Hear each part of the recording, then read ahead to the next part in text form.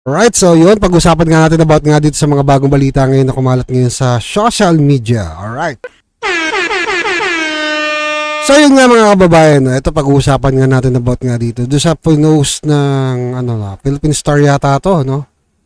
Philippine Star. Wait lang, ito. Philippine Star. Ito nga yung sa Philippine Star, yung kay, yan. So ito yung mga kababayan, ayan. Yan yun, sa Philippine Star. Ayan o. Sinasabi dito, House Deputy Majority Leader Erwin Tulfo revealed that many lawmakers were angered when Vice President Sara Duterte refused to take the oath during the House hearing. Grabe naman yan, no? Ang pinalalabas nila dito, porque hindi ka nag-oath, no? Parang, di ba pinaliwanag nga ni Gloria Macapagal-Arroyo yun, yung nangyari na yun, doon sa oath-taking na yun. Di ba? Hindi naman dapat daw pinag-oath ang isang resource person. Ang pinag-oath lang daw talaga yung mga witness. So nakakapagtaka ho mga kababayan, excuse, ayun nga, parang ito pa yung dating na inaano nila na dito nga dahil sa hindi pag-oath, pwede nga daw ma-impeach si BP Inday. No, si BP Inday Sara. No? Kung titignan niyo yung itsura nila, para naman silang mga pagkakaharap nila. Tapos pinaubaya na nga ni BP Inday yung budget, 'di ba? So pumalag naman ngayon yung yung hindi naman pumalag. Kumbaga sa yung Senate na sinabi nila na hindi pwede. Dapat taasan natin yung budget, ibalik niyo yung kailangan. Diba? So, yun yung bagay na yun. So, binigyan lang natin ito ng reaction. So, at bukod nga dito mga kababayan, kasama rin si Erwin Tulfo nga pala doon sa Senate slate ni PBBM, no? Ayan, no? Saan na yun? Ayan, wait lang. Ito yung Senate slate, no? Ayan. Ayan yung mga senador na kasama niya. Excuse.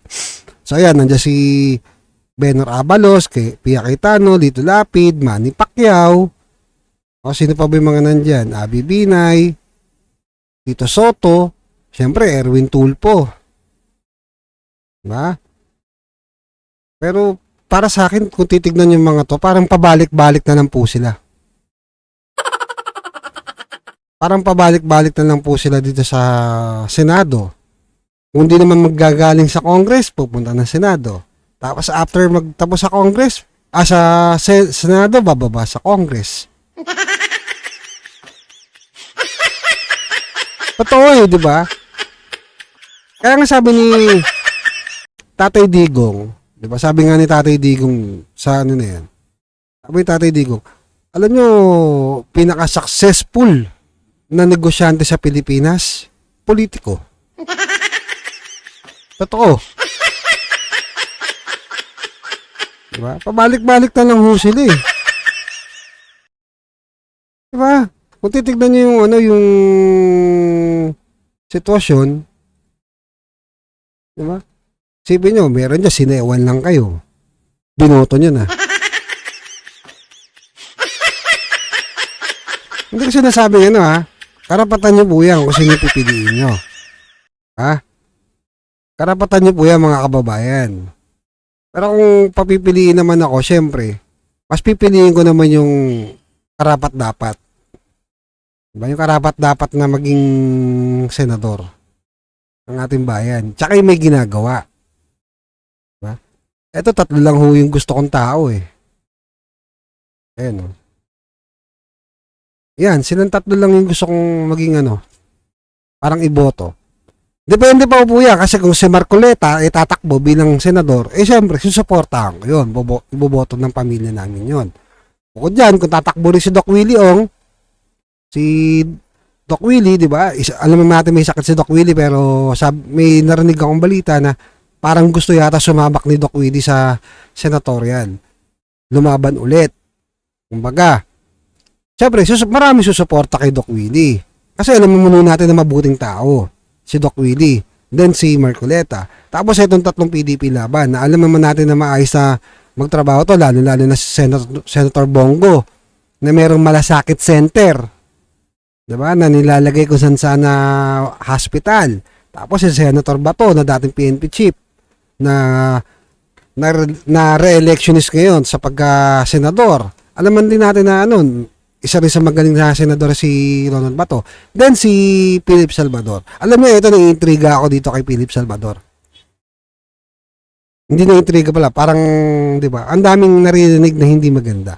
Sinasabi nila na si Philip Salvador daw po, mga kababayan, artista lang. Bakit si Dito Lapid, artista lang Si Supremo, ang dami dyan. Si Robin Padilla. Si Robin Padilla naman napaka tao yan. Napakamagaling na senador din yan ni Senator Robin Padilla. Alam niyo bakit? Kasi si Senator Robin ang nagsusulong ng federalismo na para matuloy yung federalism sa bansa natin. Ngayon, ang problema, maraming may ayaw.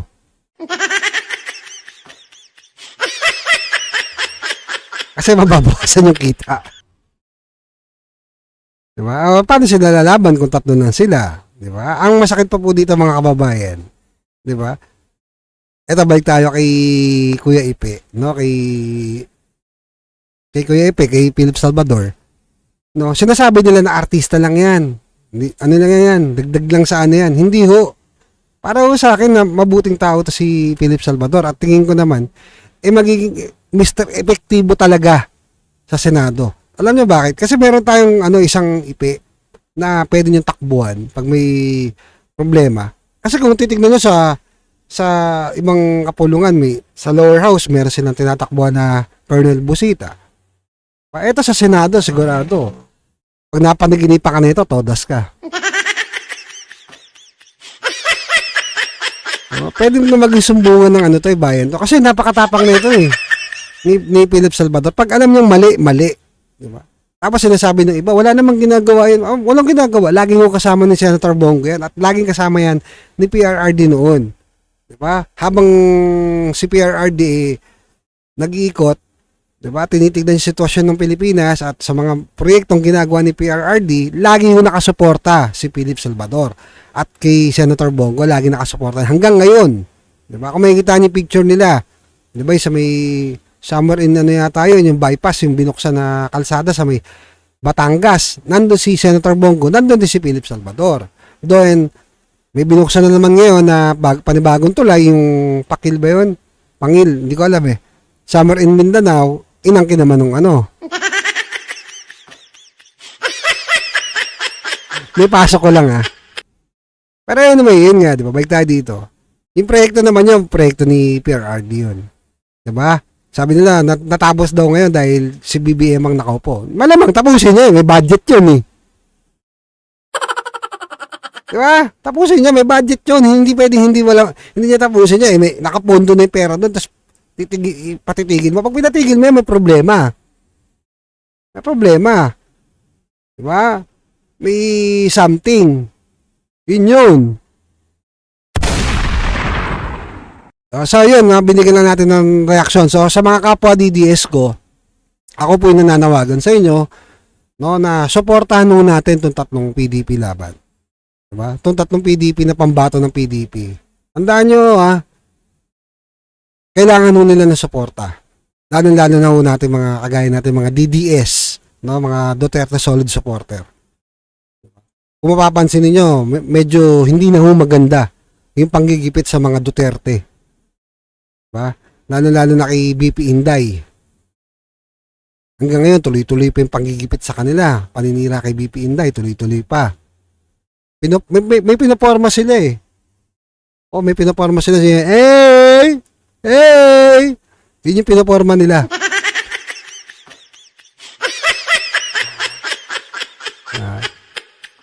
Anyway, yun nga. Pag-isipan nyo maigi yun yung senatorial slate ng kabila, di ba? Mandaluyong, na dati daw naging mayor, ang tagal niya na naging mayor, Pero hanggang ngayon, binabaha pa rin yung Mandaluyong. Real talk lang ho tayo, ha? Doon lang ho tayo sa totoo. Dumano ako doon nakaraan. Baha na naman. Ang lakas ng ulan. Pero mabilis naman umupa. Pero yun nga lang, diba? Ganun pa rin. Baha pa rin. Ay, nako. Saan kaya tayo pupunta? No, saan kaya tayo mapupunta nito, mga kababayan? Kung sila pa rin yung isusuportahan natin. Diba?